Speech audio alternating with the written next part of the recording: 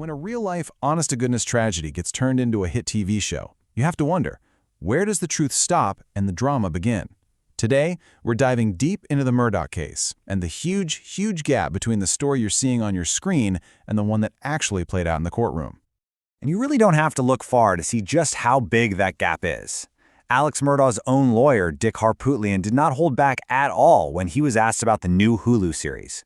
He calls it, and this is a direct quote, a fictional soap opera. Okay, so here's the basic conflict, right? On one hand, you've got this massive, star-studded TV drama about one of the most watched murder trials in years, and on the other hand, you have one of the main lawyers from that exact trial telling everyone it's a complete fantasy. Let's really dig into where these two versions of the story just completely fall apart. So first, let's look at the show itself. It's a pretty compelling series. I mean, it's got big names in it. But to get why there's so much friction here, you kind of have to understand the philosophy behind it. The show's creators themselves admit they took, quote, creative license and made editorial changes. You see, their goal wasn't to make a documentary. They wanted to capture what they call the emotional truth of the story. And look, to be fair, they do get the big picture stuff right. The show definitely covers the horrible 2021 murders of Maggie and Paul Murdaugh. It talks about that awful 2019 boat crash that killed Mallory Beach, and it gets into Alex's years and years of financial crimes. It even starts with that now famous 911 call. So, the basic skeleton of the story is all there. But now, let's flip over to the lawyer's fact check. Dick Harpootlian, who is still Alex Murdaugh's attorney, by the way, is working on his appeal. Well, he's not mincing words. He says that this whole focus on emotional truth just throws the actual factual truth right out the window. He says the key facts the show is built on, they're just not true.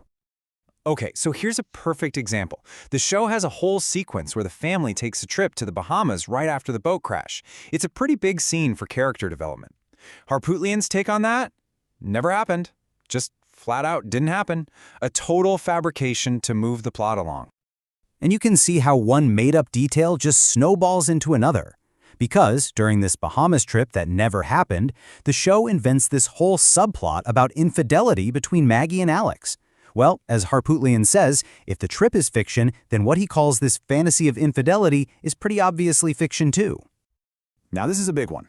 The show claims that Maggie had actually caught Alex having an affair and was even talking to a divorce lawyer. That's a huge plot point. Harpootlian's response is just blunt. Never happened. No evidence whatsoever. And he makes a really sharp legal point here. He says, look, if that were true, it would have been absolute gold for the prosecution. I mean, what a great motive, right? The fact that they never, ever brought it up at trial, he says, proves it just wasn't real. And, sometimes the lawyer's frustration is with things that are just kind of absurd. There's this one scene where Alex Murdaugh is on the phone and calls his lawyer Dickie Poo. Well, Harpootlian's reaction to that is just priceless. He said, "No one in my life has ever called me Dickie Poo." It's a small thing, but for him, it just shows how completely off base the show's characters are from the real people. All right, this all leads us to the absolute heart of the case, the motive. This is probably the #1 point of disagreement between the TV version and the defense's position, and it is absolutely crucial to understand. So, at the actual trial, the story the prosecution told the jury was that Alex's motive was to create a huge distraction because his financial crimes were just about to be exposed.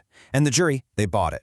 But Harpootlian pushes back on this hard. First, he points out that the prosecutor literally told the jury to disregard motive in his closing argument, which is interesting. And second, he says the evidence at trial actually showed that any financial discovery was still months away. It wasn't about to happen the next day like the prosecution claimed.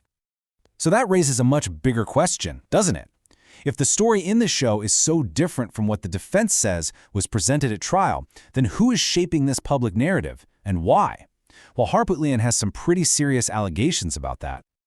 He points fingers in a few different directions. First, he goes after the clerk of court, Becky Hill. He alleges that she actually tampered with the jury to make sure she got a guilty verdict so her book about the trial would sell better.